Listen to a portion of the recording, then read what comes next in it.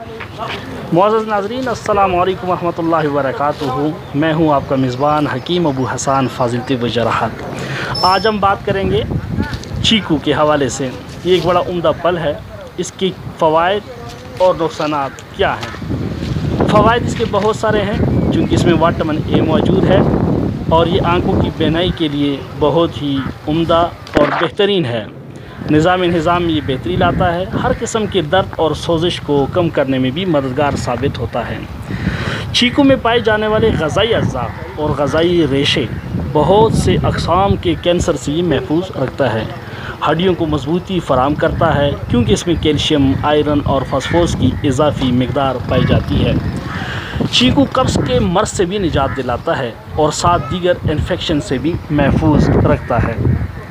इसी तरीके से हम बात करेंगे कि इसके नुक़सानात, तो फ़वाइद तो और इसके अलावा और भी बहुत सारे हैं।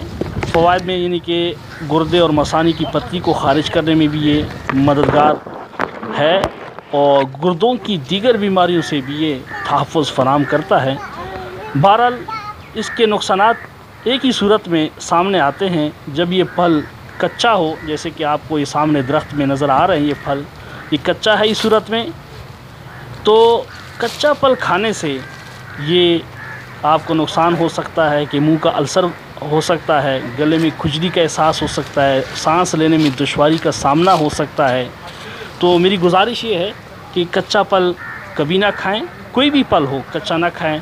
ख़ास तौर पे चीकू की नुकसानात आपके सामने रखें।